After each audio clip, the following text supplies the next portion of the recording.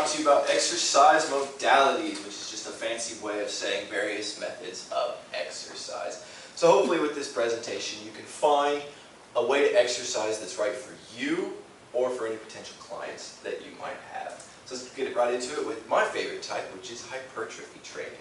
So hypertrophy training is mostly for muscle size and shape. Now don't get me wrong, you also build strength with this, but it's specifically for muscle size. You see this commonly associated with bodybuilders. So it's high rep training with lower weight. And I want to tell you, it's okay to work out to look good. That's fine. That's why I work out. That's why a lot of people work out. Don't feel bad about that. And if that's what you're looking for, hypertrophy training is the right one for you. So when you look at rest periods, you get about 2 to 5 minutes of rest between each set. And between each muscle group that you work is about a 48-hour period. So don't work legs in the same time within the 48-hour period. So most people split it up in 2 days and they go twice to 3 times a week. Some people split it up a little differently, and we'll get more into that. So the different types of hypertrophy training, you've got drop sets. This is the one that you commonly see with bodybuilders. Let's say you take a 30-pound weight and you curl it until exhaustion. Then you drop those weights, pick up 25 pounds, curl it until exhaustion, so on and so forth, up until you want. You can do this with just about anything, and it pushes those muscles to the limit and really gets that size and definition. You got pyramid lifting, which is what I like to do. Now this kind of dabbles into what we'll talk about next, which is strength training. But whenever you start out on your first sets, you go high reps, very low weight, and as you do more sets, you increase the weight and decrease your reps. And you decrease it down to about 4 reps. Any lower than that, and you are starting to get into pure strength training, which if you're doing, which you can combine them, but if you're doing hypertrophy training, you want to avoid that. And then you've got diminishing sets, and so you take an exercise you can do 8 to 15 times. So let's say you can do 8 pull-ups. If you can do more than 15, you need to add more weight. But anything you can do about 8 to 15 times. And then you say, I'm going to do 40 pull-ups. And so you do 40 pull-ups in as many sets as you need. Even if for the last few sets, you're doing 2 pull-ups, 2 pull-ups, 1 pull-up, 1 pull-up, that's fine. So that's a diminishing set. You set a number based on what you can do 8 to 15 times, and you get them all done in as many sets as it takes.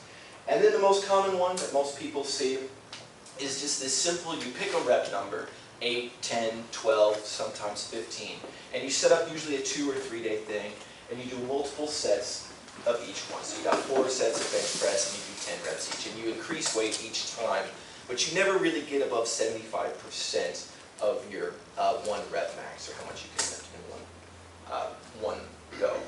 So now we move on to strength training. So this is purely based on muscular strength. How much weight can you move against gravity? So this is commonly associated with power lifters. They have a lot of fun with this. So they do a lot lower reps and higher weights. Some usually are between about 80 and 100% of their 1 rep max. And they have a lot longer rest periods. They can get up to 6 minutes, 7 minutes between each set. And they usually, whenever you're just generally training, they'll wait between muscle groups up to 3 days. And if they're getting close to like a competition or putting out their 1 rep maxes to try to boost it up, they'll do the same. They'll do a muscle group only once a week, just because it takes that long to recover. You need that much recovery time to be able to boost yourself forward. So strength, people who do strength training, they do this thing called progressive overload. Now if you're familiar with the term, you know that it's in more than just strength training, but it is most apparent in strength training. So progressive overload, you get your 1 rep max, or near your 1 rep max. You push your muscles to the absolute limit. And by doing that, your muscles rebuild bigger and stronger, so that next time you go, you can push it even further, just a little bit. And so it's a stacking mechanism. Hopefully you can keep pushing it and pushing it. Sky's the limit. So there's many, many types of strength training, very complex stuff, very theoretical, lots of research on lots of different stuff. So the most common one is split training. They do what's called a variable split, 5 or 6 days. You take, you make an exercise plan for 5 or 6 days, and you just put that in your week. Monday you do day 1, Tuesday you do day 2, take Wednesday off and fill out the rest of your days. And it doesn't really matter if you miss Wednesday 1 week and you miss Thursday next week. You've got a variable split. You get your exercises in for the week. And then so they also do periodization. And so this overlaps a lot with split training. A lot of these things overlap. So what they do is they'll take like a 4-week period for strength training, And on the first week, you're on a lower weight. You're not near your 1 rep max. You're like 80%, 75%. And then as the weeks go up, you increase it over the time. And by that 4th week, sometimes it's 6 weeks, for a certain muscle group, you just push it as far as you can. And then the next week, you drop it back down and you start your periodization over again. That allows for adequate rest and avoids overtraining, something that if you do strength training, people run into. It's really hard to push your muscles to their limit all the time. You've got supersets. This is another popular one. So here's where you match one lift with another lift. So you could do bench press with tricep extensions because your bench press also includes your triceps, so you do a similar muscle. Or you can do an opposite muscle. You can do bench press with rows because that gets that stretch in the chest. For squat, you could do squats and lunges for a matching because it's similar exercises. Or you could do squats and RDLs. A lot of times they'll match exercises in pairs and then go on to their rest. And then negatives. Negatives are a rising popularity thing. So people who do strength training have kind of found a way to cheat the system and get a little bit more out of, I don't want to say less work, but easier work. Your muscles are stronger in the eccentric phase. So whenever you're expanding a muscle, it's stronger than when you're contracting it. So you'll see powerlifters sometimes, they'll take a dumbbell that they can't curl and they'll hike it up with the other arm and slowly let it down because you can do more weight that way. And it will actually boost out a little bit more strength and help you gain that little bit of edge.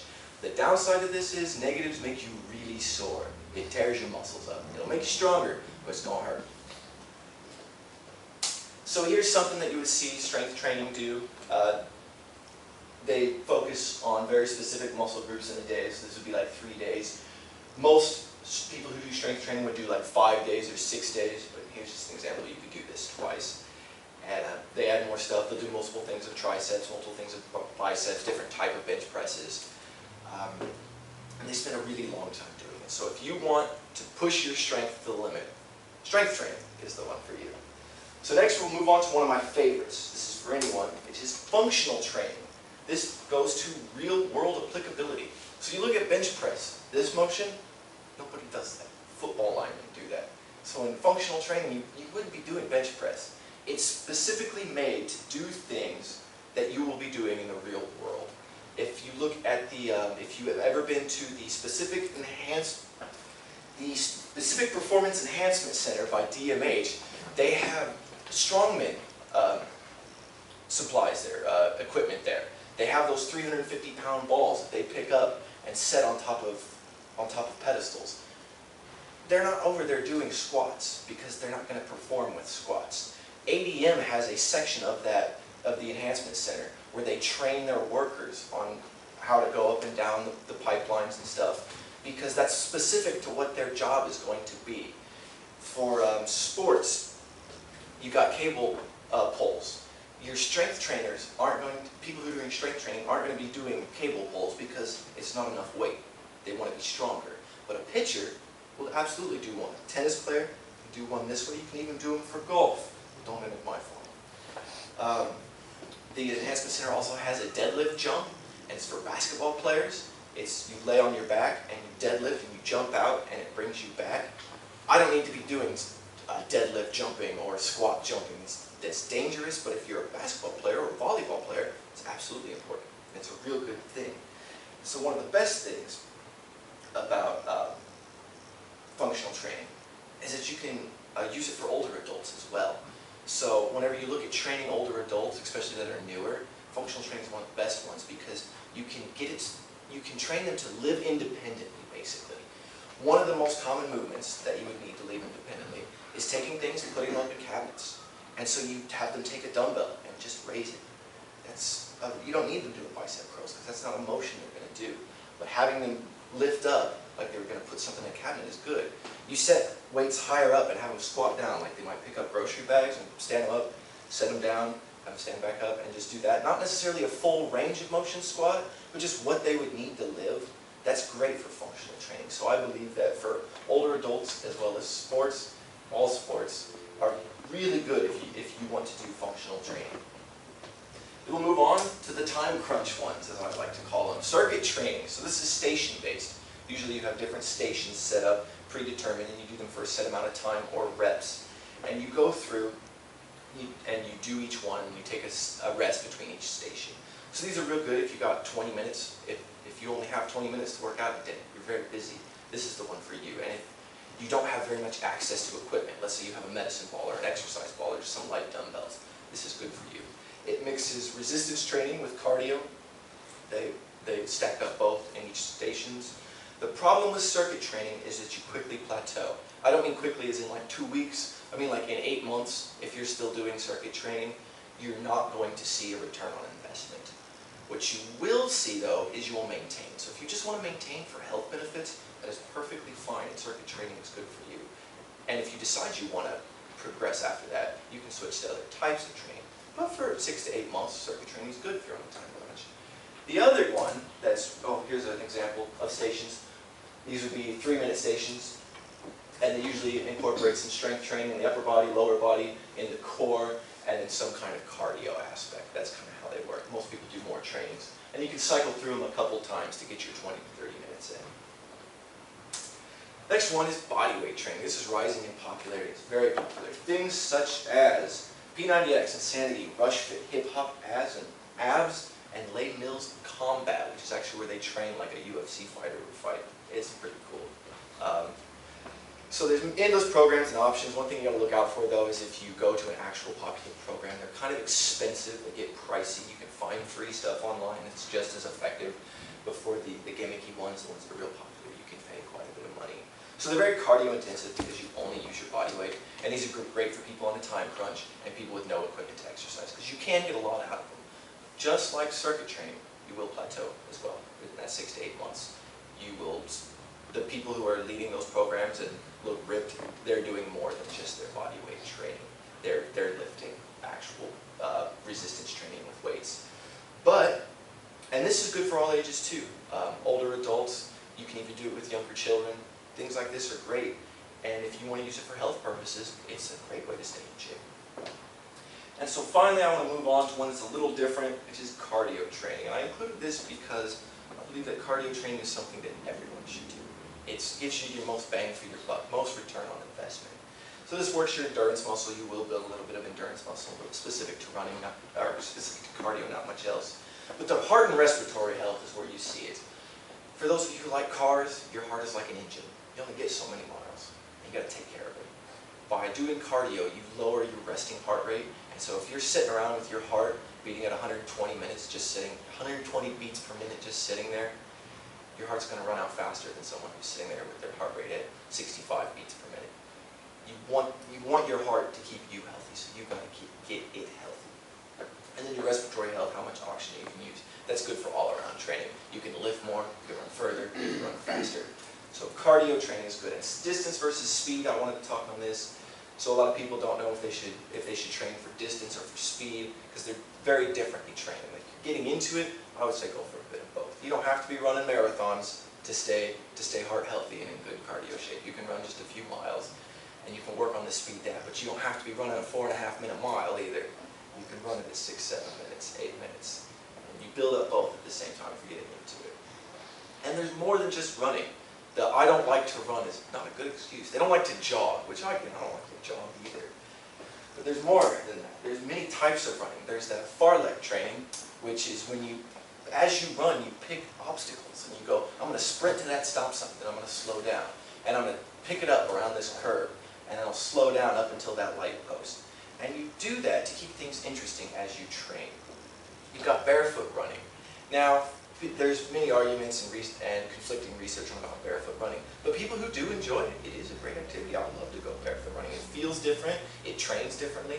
It's a really good workout if you're comfortable with it. If you're not comfortable with it, stick with the shoes.